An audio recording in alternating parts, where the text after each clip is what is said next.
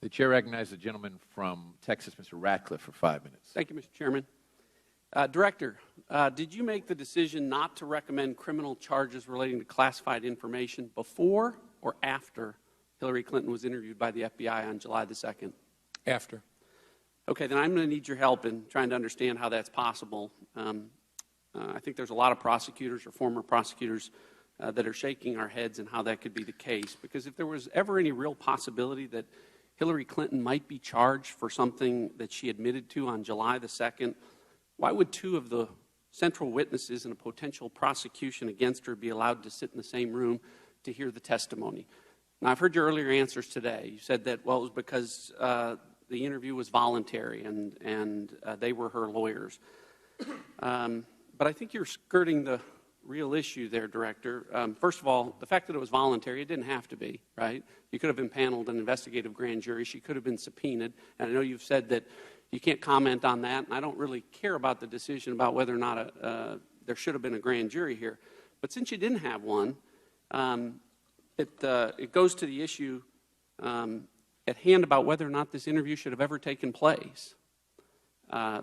With due respect to the answers that you've given, the FBI and the Department of Justice absolutely control whether or not an interview is going to take place with other witnesses in the room, because the simple truth is, if, under the circumstances as you've described, those interviews never take place.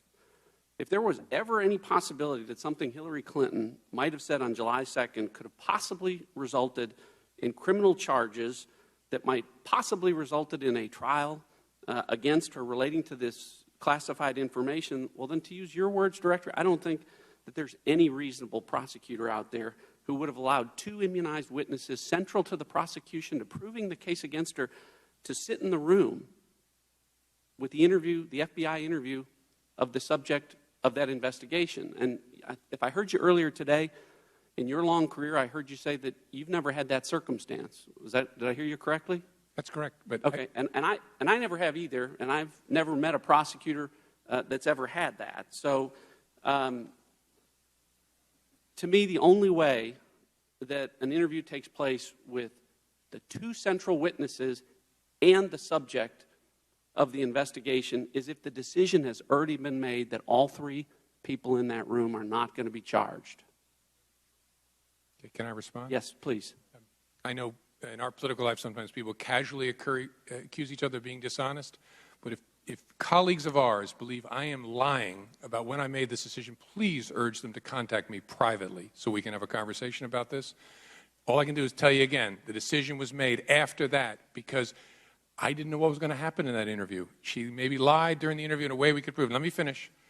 I would also urge you to tell me what tools we have as prosecutors and investigators to kick out of an interview someone that the subject says is their lawyer. That's not my point. The interview never should have taken place if you were going to allow the central witnesses that you needed to prove the case to sit there and listen to the testimony that the subject was going to give. It never happens. It never happened to you, and it's never happened to me or any other prosecutor that I've met. And I know you've defended the people that were involved in this as being great, but if it's never happened, I wonder why this is a case of first precedent with respect to that practice that you and I have never seen in our careers. You and I don't control the universe of what's happened. I suspect it's very unusual.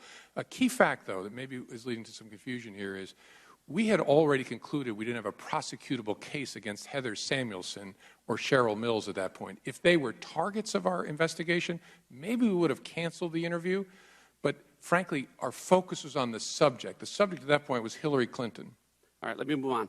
According to the FBI's own documents, Paul Gambetta was, in his first interview on February the 18th, told FBI agents that he had no knowledge about the preservation order for the Clinton emails. Correct? I don't know the dates of that, but I'm sure it's in the 302. Okay, but then 2.5 months later, on May the 3rd, his second interview, he made a 180-degree turn.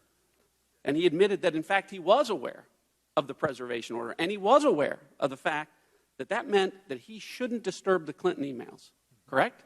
Yep. Okay, well then I need your help again here, because when I was at the Department of Justice, your reward for lying to federal agents was an 18 U.S.C. 1001 charge or potential obstruction of justice charge. It wasn't immunity. Depends on where you're trying to go with the investigation. If it's a low-level guy and you're trying to move up in the chain, you might think about it differently. Well, He lied to an FBI agent. You don't think that's important? Oh, it's very important. Happens all the time. Unfortunately, it's very, very important. Sometimes you prosecute that person and end their cooperation. Sometimes you try and sign them up. But if they lie to an FBI agent after they're given immunity, they violated the terms of their immunity agreement. Oh, sure, after the agreement. And so that's my point. He shouldn't have immunity anymore. Oh, I'm sorry, I may have misunderstood you.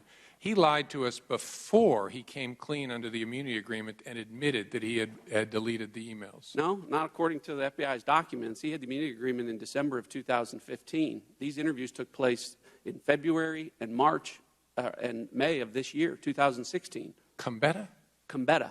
Okay, then I'm confused and misremembering, but I don't think that's right. Okay, well, my time's expired, but I have one last question, and I think that's important.